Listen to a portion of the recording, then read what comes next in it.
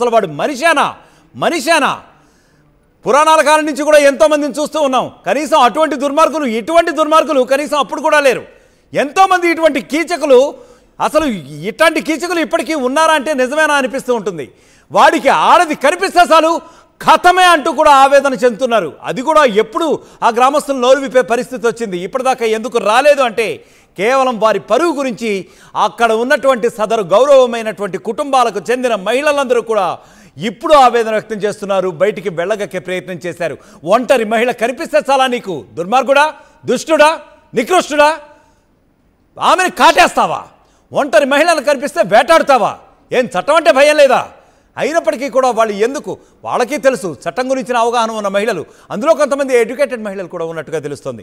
కేవలం పరువు భయంతో తమ కుటుంబాలు ఎక్కడ విచ్ఛిన్నం అయిపోతాయో, ఎక్కడ ఛిద్రం అయిపోతాయో, ఎక్కడ నాశనం అయిపోతాయో, తమ పిల్లలు ఎక్కడ అనాథలైపోతారో, దీనికి ఒకవేళ ఈ విషయం తెలిస్తే తమ భర్తలు ఎక్కడ నేరస్తులుగా మారతారో, వాడిని కుటుంబాన్ని చంపి తద్వారా తమ కుటుంబాలు ఎక్కడ రోడ్డును పడిపోతాయో అని చెప్పేటటువంటి మింగలేక కక్కలేక ఒక రకమైనటువంటి ఆవేదనతో ఇంతకాలం కూడా ఆ దుర్మార్గుణ్ణి, ఆ నికృష్టుణ్ణి కూడా భరిస్తూ వచ్చాయి ఆ గ్రామంలోని మహిళలు, 40 మంది మహిళలు. సో ఇదంతా కూడా అతనికి ఆల్రెడీ 2 భార్యలట. ఈ కనకయ్య అనే దుర్మార్గుడికి ఆల్రెడీ 2 భార్యలట. 2 భార్యలు కాకుండా ఇటీవల అతను తన అత్తగారిని కూడా చంపేశాడట. వెళ్ళి తన అత్తని చంపి మరీ వచ్చాడట. వాళ్ళు నివసిస్తున్నది వరంగల్ సమీపంలోనే ఆ తాండాలో. 2 భార్యలను పెట్టుకుని గత కొద్ది కాలంగా నివాసం ఉంటున్నాడు ఆ నికృష్టుడు.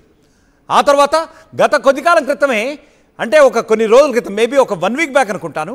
సో మనకందుతున్న సమాచారం ప్రకారం వాళ్ళ అత్తని అతి కిరాతకంగా చంపాడు వాడు.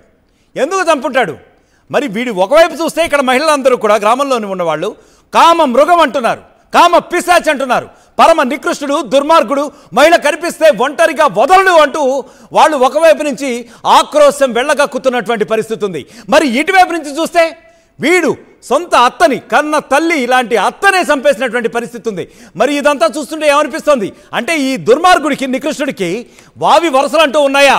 అత్తనే కూడా చూడకుండా అత్యాచారానికి పాల్పడ్డే ఉంటాడా అంటే అవుననే అనుమానాలు కూడా వ్యక్తం చేస్తున్నారు ఇప్పుడు సదరు గ్రామ మహిళలు. అంటే ఏమిటి, వాడికి ఆపోజిట్ సెక్స్ ఎవరన్నా కనిపిస్తే చాలు, ఎవరన్నా మహిళ అని చెప్పి తెలిస్తే చాలు, వావి వరసలు లేవు, ఏది లేదు, విచక్షణ లేదు, వాళ్ళ మీద కామంతో కళ్ళు మూసుకుపోయి తెగ విరగబడిపోతాట.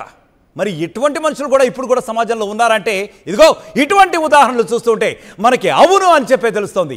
కనకయ్య కంటికి కనిపించకుండా తిరిగాము అని ఇప్పుడు వాపోతున్నారు గ్రామస్తులు. అయితే ఇటువంటి దుర్మార్గులు, నికృష్టులు ఇప్పుడు అంతమొందించారు కాబట్టి కాస్తంత హాయిగా ఉంది.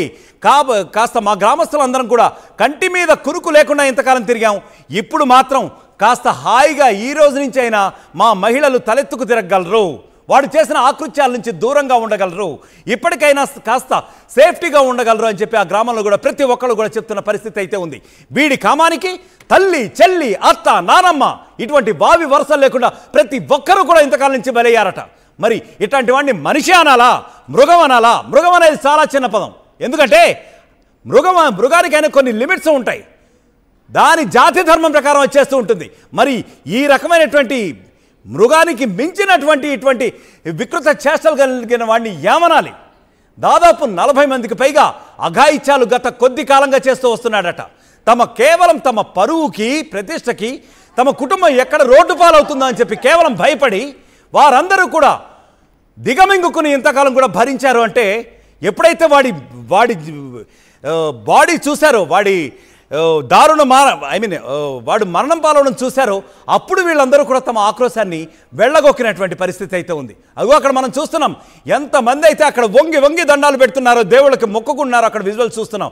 ఒక దరిద్రుడు, ఒక రావణాసురుడు లాంటి వాడు అంతం అందించామని చెప్పి నిజంగా ఆ ఊరికి ఒక దీపావళి అని చెప్పచ్చు. సో వరంగల్ సమీపంలో ఉన్నటువంటి ఈ గ్రామం ఏదైతే ఉందో ఖచ్చితంగా అది ఒక దీపావళి లాంటి సంబరమే అనుకోవచ్చు. ఎందుకంటే అప్పట్లో నరకాసురుడు వధ అయినప్పుడు ఎట్లా అయితే ప్రజలు సంబరాలు చేస్తున్నారో ఆల్మోస్ట్ అదే వాతావరణం మనం ఇప్పుడు అక్కడ చూస్తున్నాం క్లియర్గా విజువల్స్లో, వరంగల్ సమీపంలో ఉన్నటువంటి ఈ గ్రామంలో. మరి ఇంత దరిద్రులా, ఇంత దారుణమా, ఇంత అరాచకాలు చేసే మనుషులు కూడా ఇప్పటికీ ఉన్నారా? మరి ఇన్ని చట్టాలు వచ్చాయి, మరి ఇన్ని న్యాయస్థానాలు వచ్చాయి, ఇన్ని పోలీసులు ఉన్నారు, కోర్టులు ఉన్నారు. మరి ఇప్పుడు కూడా సగటు మహిళ, ముఖ్యంగా గ్రామీణ మహిళల్లో అమాయకత్వం ఇంకా ఎంతవరకు ఉందా అని చెప్పి మనకి ఈ సంఘటన చూస్తే బేసిక్గా అర్థమవుతుంది. ఎందుకంటే పాపం అమాయకులైనటువంటి గ్రామీణ మహిళలు వాళ్ళ యొక్క అమాయకత్వాన్ని ఆసరాగా తీసుకుని వాళ్ళ యొక్క అమాయకత్వాన్ని మనం ఎన్కాష్ చేసుకుందామనే ఉద్దేశంతో ఇట్లాంటి కీచకులు బయలుదేరుతున్నారు. ఇప్పటికి కేవలం వీడు మాత్రమే కాదు, ఇంకా ఎంతమంది ఉన్నారు మన సమాజంలో అనేటటువంటి ప్రశ్నలు కూడా ఇప్పుడు లేవదీస్తున్నారు చాలామంది. ఎందుకంటే ఇట్లాంటి వాళ్ళు ఎంతమంది ఉన్నారు, అసలు ఎంతమంది అమాయక మహిళల జీవితాలతో ఆడుకుంటున్నారు వీళ్ళు. అందుకనే ఆఖరికి వాడి చావు కూడా అట్లా కుక్క చావే వచ్చింది. ఇద్దరి భార్యలే అతని పట్ల అపర కాళులయ్యారు, రెచ్చిపోయారు. ఇక వీడి దురాగతాలకి అంతం పలకాలని చెప్పి వాళ్ళు ఇంకా అతను తెచ్చుకున్న గొడ్డలకే బలి చేసినటువంటి ఉదంతం ఇది. ఇంకో మనం అక్కడ చూస్తున్నాం, చాలా క్లియర్గా చూస్తున్నాం. ఒక్కసారి విజువల్స్ మళ్ళీ చూసే ప్రయత్నం చేద్దాం.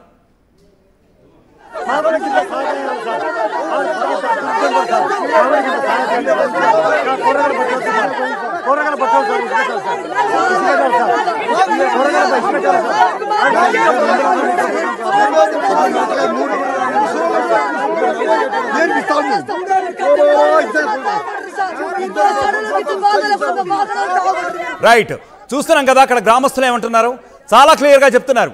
గ్రామానికి పట్టిన పీడ విరగడైంది, గ్రామానికి పట్టినటువంటి ఒక కీచకుడు అంతమొందించబడ్డాడు. అంటే ఆ గ్రామస్తులు ఎంతమంది, అందులో మగవాళ్ళు ఉన్నారు, ఆడవాళ్ళు ఉన్నారు, అనేక కుటుంబాలకు సంబంధించిన వాళ్ళు ఉన్నారు. ఎంతమంది వీడి ఆకృత్యాలకి బలైపోయి ఉంటారు, బానిసలైపోయి ఉంటారు. గుడ్ల కక్కుకుంటూ కనీసం దిగమింగలేక, బాధని దిగమింగలేక, బయటికి కక్కలేక ఎంతమంది ఇదై ఉంటారు.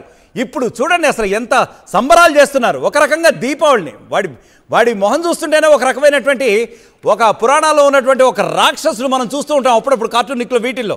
వాడి కళ్ళల్లో క్రూరత్వం చూడండి. అసలు వీడు మనిషేనా? వీడి కామానికి తల్లి, చెల్లి, అత్త,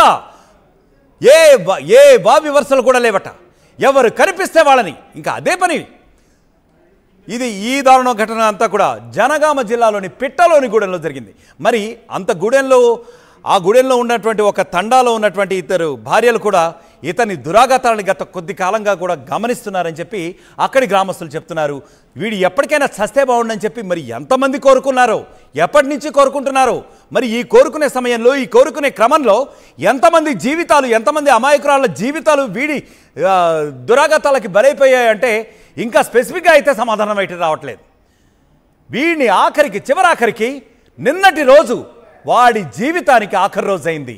ఒక రకంగా ఆ ఊర్లో పండగ వాతావరణం నెలకొనే రోజు నిన్నటికి వచ్చింది. మరి అంతకాలం ఎంతమంది మహిళలు, ఇంకా బయటకు రాని మహిళలు ఎంతమంది? వీడి మృతిపై ప్రస్తుతానికైతే ఈ విధంగా గ్రామస్తులు హర్షం వ్యక్తం చేస్తున్నటువంటి పరిస్థితి అయితే ఉంది. దుర్మార్గుడు చచ్చిపోయాడు.